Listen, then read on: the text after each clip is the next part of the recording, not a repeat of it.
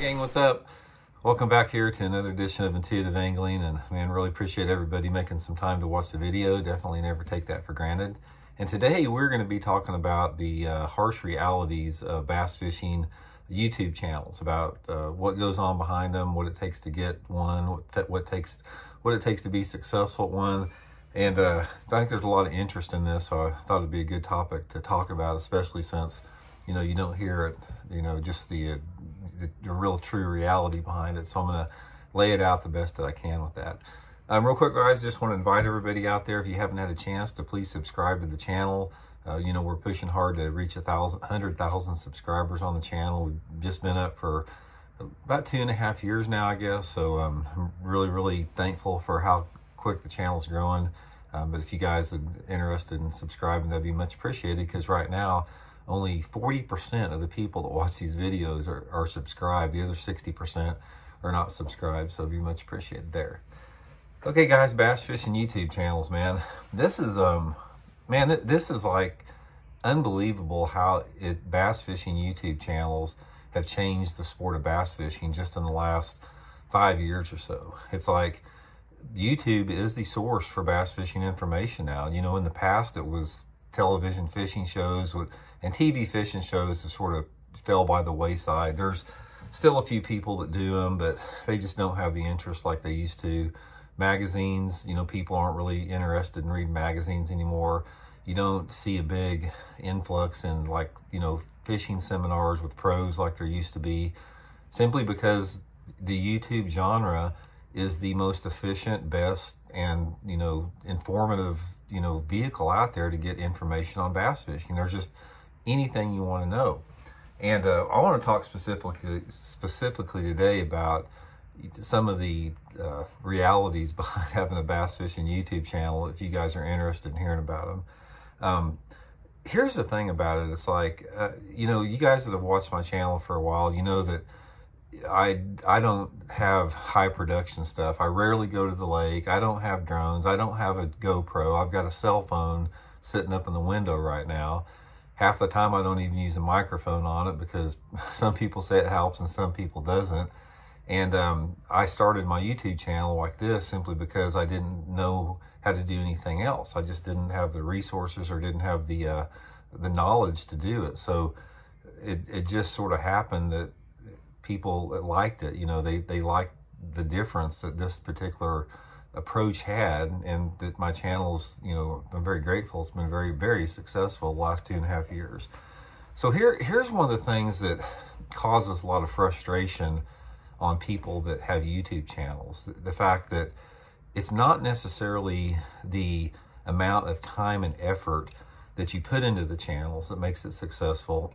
It's basically if people gravitate towards the person that's doing it a little bit. And one of the things I'll say about this is that some of the most highly produced, really film quality YouTube channels out there are some of the most least successful, simply because, an audience has to have some type of relatability or like the person that's behind that YouTube channel a little bit. And that's something that you can't really force. I mean, you can't force one personality on another. So that's one of the big challenges that people have when they first start out. Another thing, and we'll get into that a little bit more here in a second, but another big challenge you have is it's very difficult to have started a YouTube channel over the past 3 years and be successful at it, because most of the guys that you see out there that have really big YouTube followings in bass fishing, they got started on the ground floor where it was extremely easy to get subscribers. And for somebody, if you start a YouTube channel like when I did 2.5 years ago, or start one now, guys, it is very difficult to get subscribers, simply because there's such a saturation amongst YouTube channels out there. And like I said, those guys, there was a dozen or two dozen YouTubers that got started out like 7 to 10 years ago, and they got huge followings, even if what they put out there wasn't that great. They still got big followings because there was nothing else out there.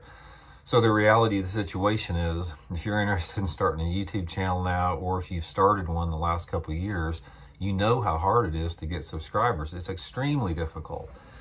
That's just sort of one of the realities of the situation. Now, that doesn't mean that you can't be successful in it, because like I said, I'm approaching 100,000 subscribers in just a little over 2 years on my channel. So you can definitely still be successful at it. It just requires a little bit different approach. Now, one of the things about being successful at YouTube is you can't fake anything, because people pick up on that real quick. I sort of try to study other YouTubers a little bit about what they do.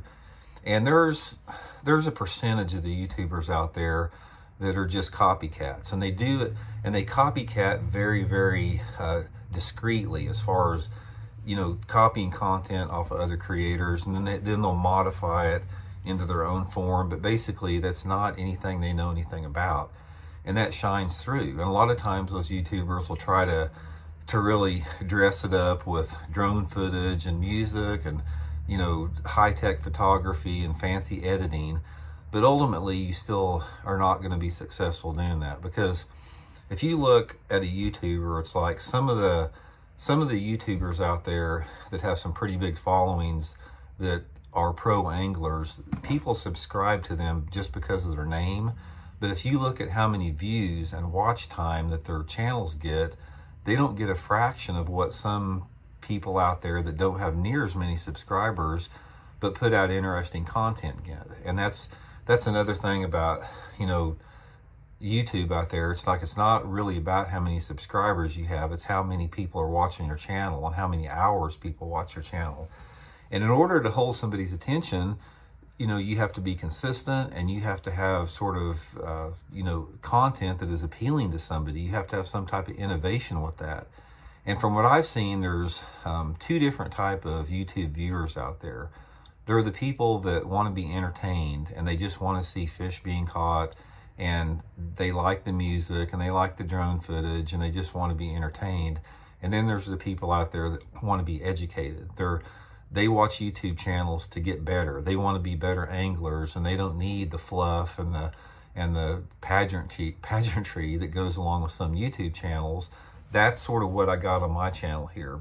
And that's why I have so many views on my videos, even though I don't have near as many subscribers a lot of people do, is because in general, people come to my channel to want to learn. I mean, you guys know I give opinion pieces 25% of the time. You know, half or 75% of the people like it, 75% of the people, you know, call me idiot for giving my own opinion. But that's just that goes with any category for an opinion. But most people come here because they want to get hardcore information. They don't need the fluff that goes with it. So the main thing, back to the point what I was talking about before, it's like if you're interested in starting a YouTube channel, or even if you're not and you're observing somebody that has a YouTube channel, one of the things about that is, like I said, people they've got to be interested in what you're talking about. And it doesn't matter if they love you or they hate you. I mean, I remember, you guys may have heard Pete Weber. You know, Pete Weber is one of the greatest professional bowlers of all time. He recently retired. And I saw an interview, and he goes, it didn't matter if you loved me or hate me, or loved watching me or hated watching me, because he was pretty controversial bowler as far as, you know, he was like outspoken and pretty emotional. It's like, it didn't matter if you love me or hate me, you still watched. And that's sort of the way it is with YouTube right now. And in my situation, you know, some people really like what I do. They like me, and other people can't stand me. They can't stand me, and they send me dirty messages, but they still watch. So when you're talking about filming a YouTube video, you've got to be yourself, because if you're not your authentic self, people are not stupid. They pick up on that, and they can see that, and they can feel that. And it doesn't matter if they hate you or they love you. If you're being your authentic self, people respect that. They respect people being honest and real, and they don't respect people that are faking it. And that's one of the things that's one of the great things about what's happened in the fishing industry, is because, guys, I've been in it forever, man. I've been in it since dirt started.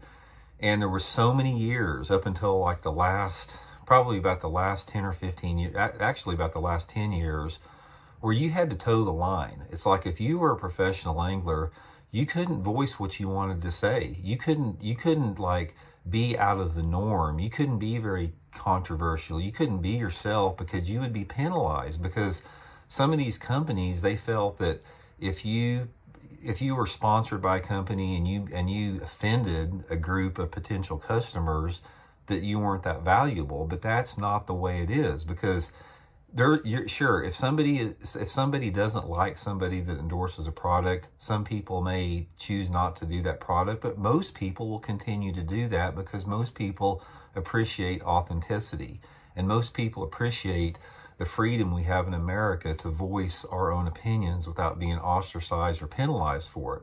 And that's the great thing about what I've seen about YouTube, is that you can be yourself and you can be honest and you can be authentic, even if it ruffles some feathers, because normally there's such a huge global market on YouTube that you're going to attract enough people to make it very valuable to potential advertisers or sponsors. So one of the big pieces of advice I would give, people that start it is just be yourself. Don't be afraid about offending somebody, making somebody mad. Just be yourself. And if you're yourself, people are going to resonate towards that, and they're going to watch you and they're going to follow you. So that's sort of the reality of the situation behind it, is that, I see a lot of people out there wanting to start bass fishing YouTube channels.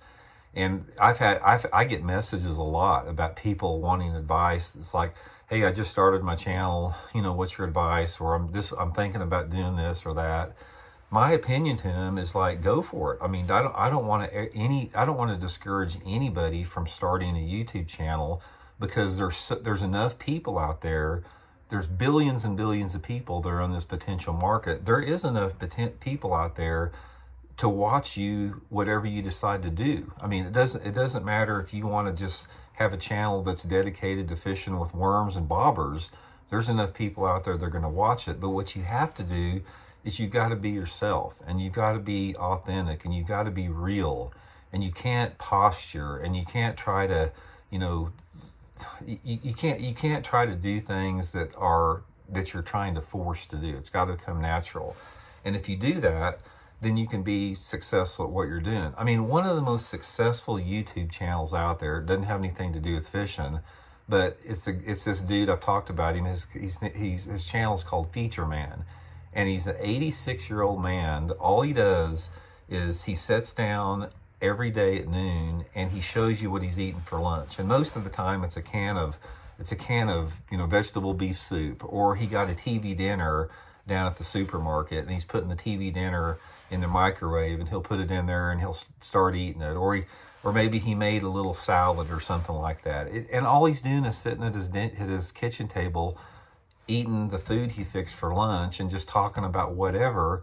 And this dude's got like 500,000 subscribers. And that is what YouTube is all about. And it's one of the things about it you have to realize is, like, you don't have to spend a lot of money.